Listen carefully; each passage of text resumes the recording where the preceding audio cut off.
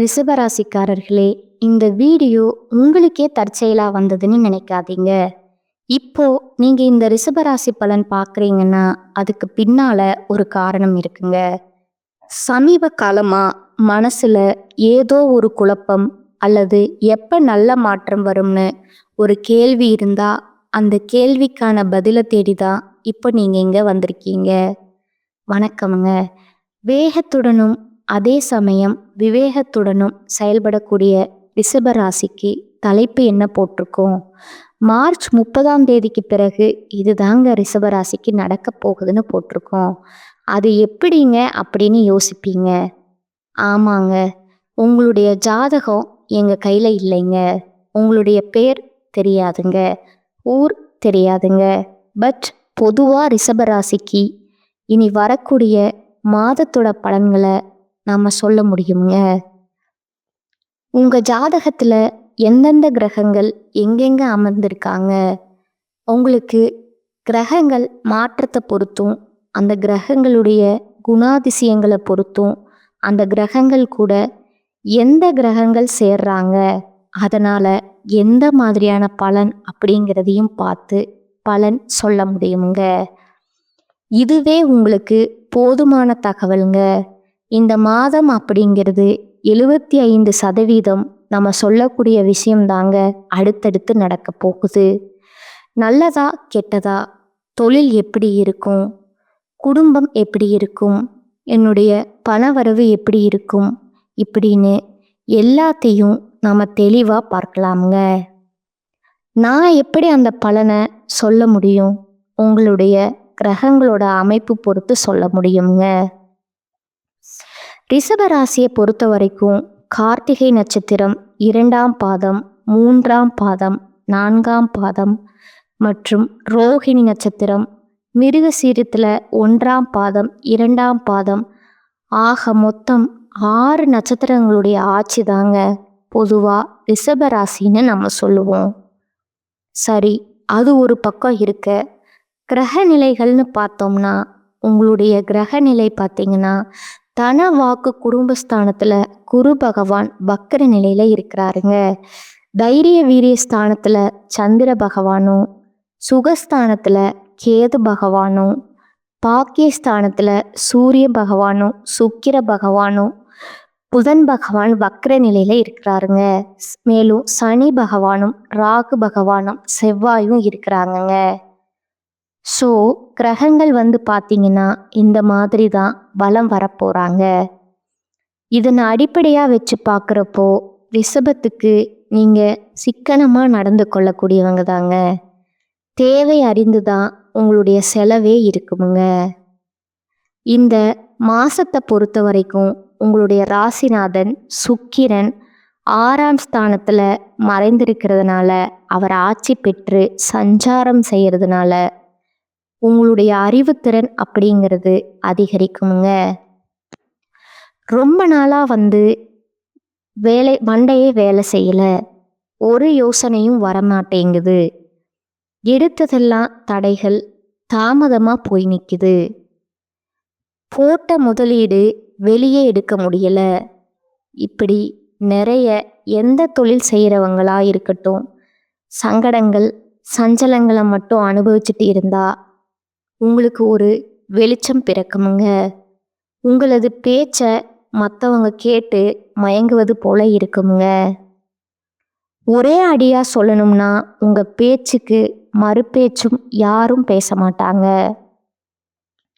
அந்த அளவுக்கு சாதகமான அமைப்பில் கடவுள்கள் உங்களுக்கு அமைச்சு கொடுத்துருக்காங்க. முக்கியமாக ருசியான உணவுகளை எல்லாமே இந்த காலகட்டத்தில் சாப்பிட்டு மகிழ்ச்சி அடைய போகிறீங்க. சாப்பிடக்கூட நேரம் இல்லாமல் சுற்றிட்டு இருந்திருக்கீங்களே ரிஷபராசிக்காரங்களே, நிம்மதியாக திருப்தியாக பிடிச்ச உணவை நாக்குக்கு ருசியாக சாப்பிட்டு சந்தோஷப்பட போகிறீங்க. உங்கள் ராசியில் இருக்கக்கூடிய குரு பகவானால் உங்களுக்கு மனதுக்கு நிம்மதி தருவாங்கங்க.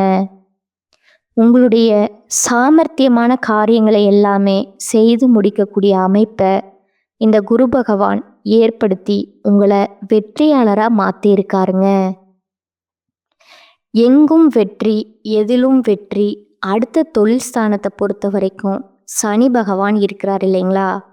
இவர் உங்களுக்கு தொழில்ல, வியாபாரத்துல முன்னேற்றத்தை கொடுக்கறாருங்க.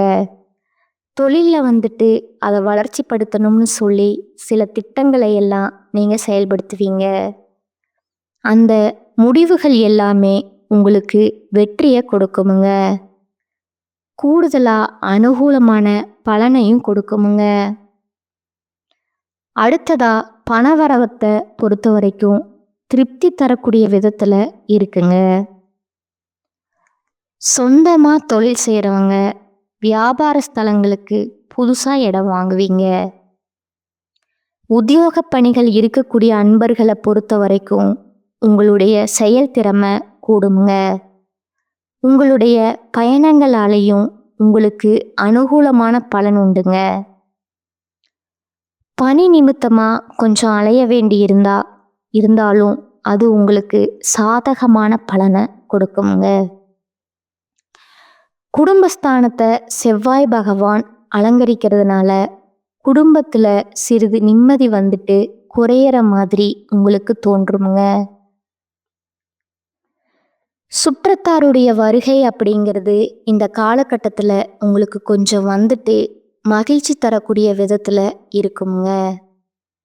ஏன்னா உறவுக்காரங்க அப்படின்னா ரிஷப ராசிக்கு 7ஆம் பொருத்தம்னே சொல்லலாமுங்க.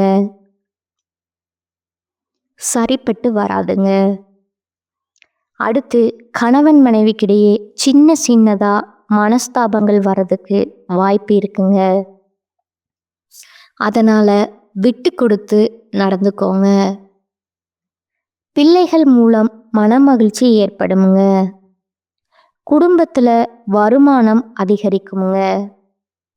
வீட்டிற்கு தேவையான பொருட்கள் எல்லாமே இந்த காலகட்டத்தில் வாங்கி மகிழ்ச்சி அடைய போறீங்க. உறவுக்காரங்க, நண்பர்கள் மூலம் ஆதாயம் பெற போறீங்க.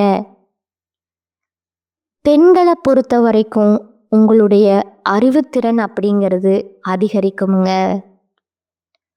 உங்களுடைய இனிமையான வார்த்தைகளால சிக்கலான காரியத்தை கூட எளிமையா செய்து முடிப்பீங்க. அடுத்து கலைத்துறையில இருக்கக்கூடிய அன்பர்களை பொறுத்த வரைக்கும் பணவரத்து அப்படிங்கிறது தாராளமா இருக்குங்க. எடுத்த முடிவை செயல்படுத்த ஒரு முறைக்கு 2 முறை யோசிப்பது ரொம்பவும் நல்லதுங்க. எந்த ஒரு காரியத்திலையும் அவசர முடிவு எடுக்க மட்டும் வேண்டாங்க. ஆனா இந்த காலகட்டத்தில் மற்றவங்களும் உங்களை அவசரப்படுத்துவாங்க. அதுக்கெல்லாம் இடம் கொடுக்காதீங்க. தேவையற்ற வீண் வாக்குவாதங்களால உங்களுக்கு பகை வளர்றதுக்கு வாய்ப்பு இருக்கிறதுனால அதையும் கொஞ்சம் பார்த்துக்கோங்க. அடுத்ததா அரசியல் துறையில் இருக்கக்கூடிய அன்பர்களுக்கு வீண் அலைச்சல்களுக்கு பிறகு எந்த ஒரு காரியமும் நடக்குமுங்க. வேலை தொடர்பா கொஞ்சம் அலைய வேண்டி இருக்குமுங்க. வர வேண்டிய பாக்கிகள் தாமதமா சேருங்க.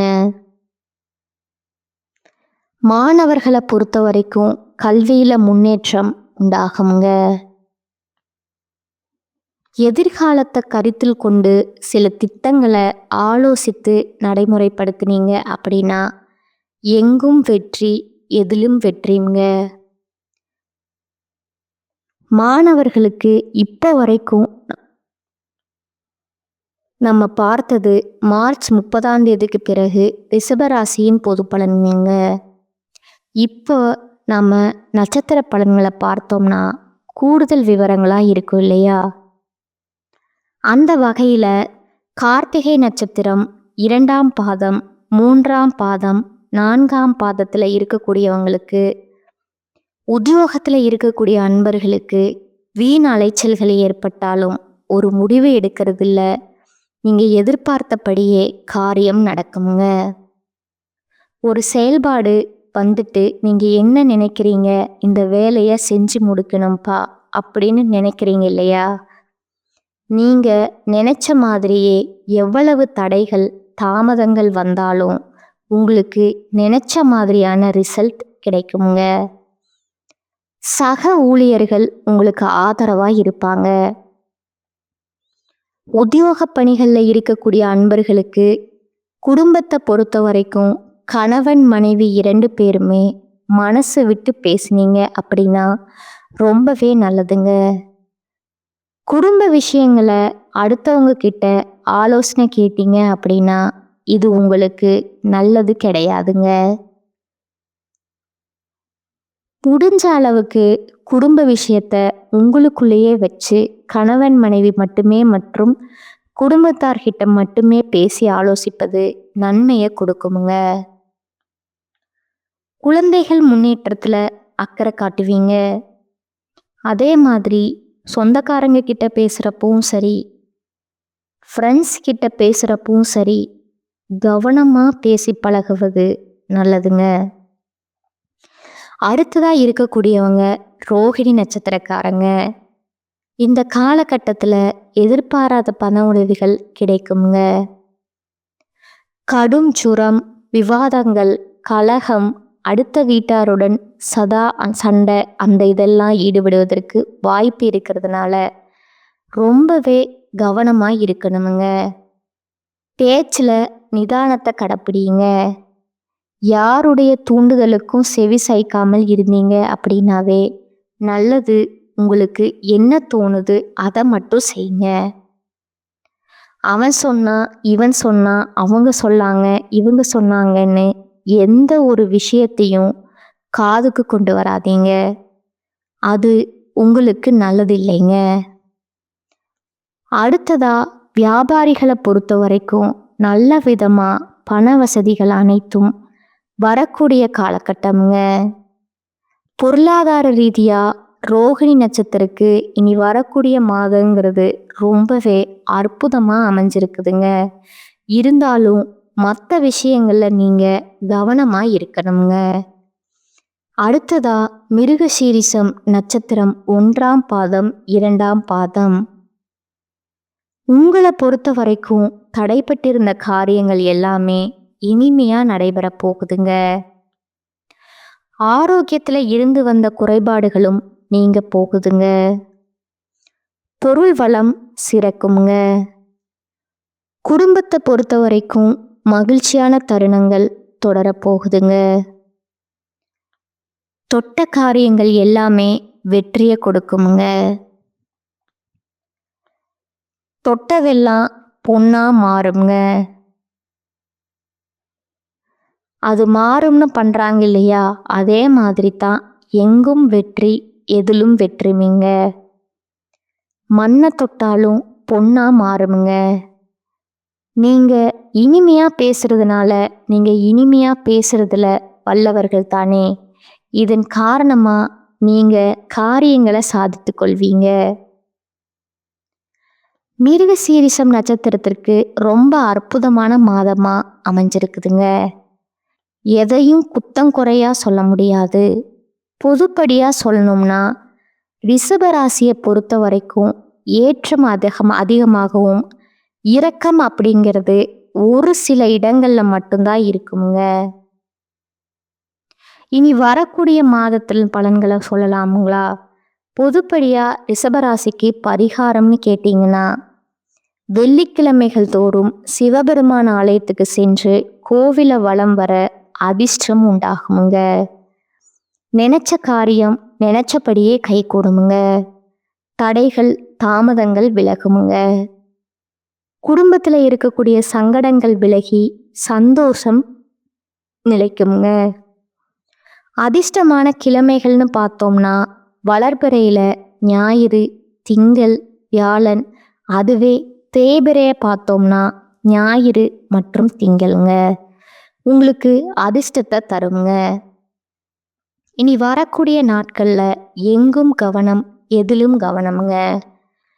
இப்போ வரைக்கும் பார்த்தது பரிகாரமா இருக்கட்டுமுங்க, அதிர்ஷ்டமான கிழமைகளா இருக்கட்டுமுங்க,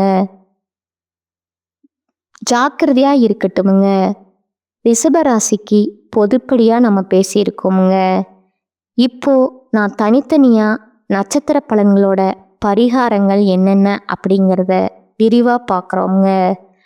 இந்த தகவல் கூடுதல் விவரங்கள் இருக்கு இல்லையா, அந்த வகையில் கார்த்திகை நட்சத்திரம் 2ஆம் பாதம், 3ஆம் பாதம், 4ஆம் பாதம் உங்களுக்கான பரிகாரம் பார்த்தீங்கன்னா, மகாலட்சுமி தாயாரை வெள்ளிக்கிழமைகளை வழிபாடு செய்ய நன்மைகள் அதிகரிக்குமுங்க, சங்கடங்கள் நீங்குமுங்க. 2ஆவதா ரோகிணி நட்சத்திரத்தை பொறுத்த வரைக்கும் தெளிவான சிந்தனையோடு வரக்கூடிய உங்களுக்கு பரிகாரம் அப்படின்னு கேட்டிங்கன்னா, குலதெய்வத்தை வழிபாடு செய்ய உங்களுடைய முயற்சிகள் எல்லாமே வெற்றியாக மாறுமுங்க. அடுத்ததா மிருகசீரிட நட்சத்திரம் 1ஆம் பாதம், 2ஆம் பாதம்ங்க. உங்களை பொறுத்த வரைக்கும் உங்களுக்கு பரிகாரம்னு பார்த்தோம்னா, திருச்செந்தூர் முருகனை வழிபாடு செய்ய வாழ்க்கையில் வளம் உண்டாகுமுங்க. இவ்வளவுதாங்க. ரிஷபராசியை பொறுத்த வரைக்கும் எந்த விதத்துலேயும் இந்த மாதம் அப்படிங்கிறது பாதகமான பலனை எதுவுமே கொடுக்கலைங்க. எல்லா விதத்திலையும் சாதகமான பலன்கள் மட்டும்தான் அமைஞ்சிருக்குங்க. ஒரு சில விஷயங்களை சரி செய்யறதுக்கு தான் நம்ம பரிகாரம் சொல்லியிருக்கோமுங்க.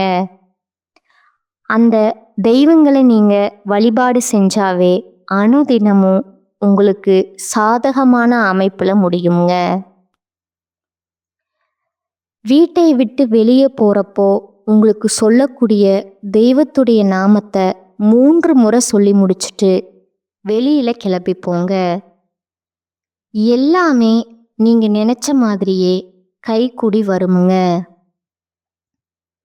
வாழ்க்கையில் இருக்கக்கூடிய கஷ்டத்தை கூட சகிப்புத்தன்மையோட இதை நம்ம இப்படித்தான் வாழ்ந்தாகணும், நம்முடைய குடும்பத்தை பார்த்துக்கிட்டு தான் ஆகணும் அப்படின்ற ஒரு புரிதலோட வாழக்கூடிய ரிஷபராசிக்கு இனி வரக்கூடிய மாதம் அப்படிங்கிறது உங்கள் கஷ்டத்தை புரிஞ்சுக்கிட்டு நிறைய சந்தோஷமான விஷயங்களை தான் கொடுக்க போகுதுங்க. பயன்படுத்திக்கோங்க.